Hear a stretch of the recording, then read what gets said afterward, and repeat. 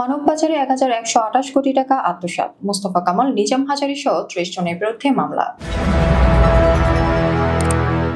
মালয়েশিয়ায় জনশক্তি রপ্তানিতে সরকার নির্ধারিত অর্থের চেয়ে ৫ গুণ বেশি অর্থ আদায় করে ১,১২৮ কোটি টাকা আত্মসাৎ ও বিদেশে পাচারের অভিযোগে ১২টি রিক্রুটিং এজেন্সির ৩২ জনের নামে মামলা করেছে দুর্নীতি দমন কমিশন।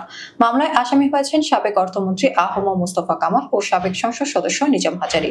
মঙ্গলবার দুদকের মহাপরিচালক মোহাম্মদ আখতার হোসেন মামলার বিষয়টি নিশ্চিত করেন।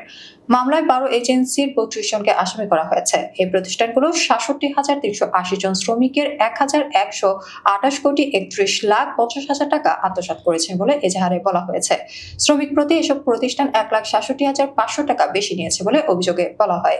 আসামিরা হলেন মেসার্স অরবিটাল এন্টারপ্রাইজের মালিক আহম মোস্তফা কামাল ওরফে লোটাস কামাল ও তার স্ত্রী কাশ্মীর কামাল, আর আহম মোস্তফা কামাল ও তার মেয়ে নাফিসা কামালের আরেক প্রতিষ্ঠান অরবিটাল ইন্টারন্যাশনাল অর্থ আত্মসাৎ করেছে। তারাও পৃথক আসামি হয়েছে।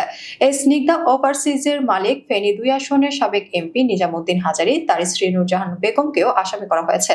এছাড়া এই প্রতিষ্ঠানের কর্মকর্তা শেখ আব্দুল্লাহ, জাহাঙ্গীর আলম, এম আমিরুল ইসলাম, জসিমউদ্দিন ও জিয়াউর রহমান ভূঁইয়া, বিনিময় ইন্টারন্যাশনালের মালিক আব্দুস সুবহান ভূঁইয়া ও তার স্ত্রী তাসলিমা আক্তার, এম ইন্টারন্যাশনাল লিমিটেডের স্বত্বাধিকারী ও ফেনী ৩ আসনের MP lieutenant general Masud Uddin Chowdhury, তার মেয়ে তাসনিয়া মাসুদও আসামি হয়েছে।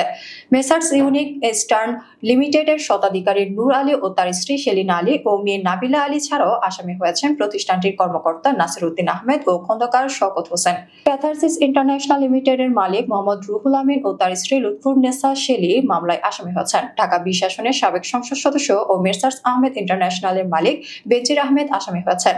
বিএম ট্রাভেলস লিমিটেড স্বত্বাধিকার ও বাড্ডার সাবেক কাউন্সিলর শফিকুল ইসলাম ও তার স্ত্রী মৌসুমী আক্তার আসামি হয়েছেন। প্রতিষ্ঠানটি ৮,০৯৩ জন শ্রমিকের কাছ থেকে ১৩৫ কোটি ৫৫ লাখ টাকা অতিরিক্ত আদায় করেছে। বিএনএস ওভারসিজ লিমিটেডের মালিক ও ইঞ্জিনিয়ার ইশতিয়াক আহমেদ সৈকত, যিনি সাবেক যুবলীগ নেতা আবুল বাশারের পুত্র, আসামি হয়েছেন। সৈকতের স্ত্রী মিসেস নসরুন নেসা হয়েছেন আসামি। এছাড়া রুবেল বাংলাদেশের স্বত্বাধিকারী মোহাম্মদ মুজিবুল হক রুবেল, তার স্ত্রী কামরুন নাহার হীরামণি আসামি হয়েছেন। দি ইফতি ওভারসিজের স্বত্বাধিকারী রুবেল ও বোরহানউদ্দিন ও আসামি হয়েছেন।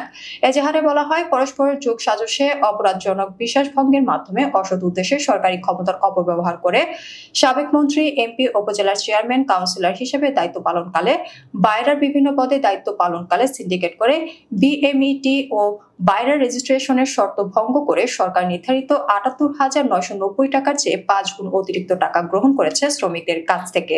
ক্ষতি সাধন করে বিভিন্ন ধাপে বাড়তি অর্থ গ্রহণ করেছে আসামিরা।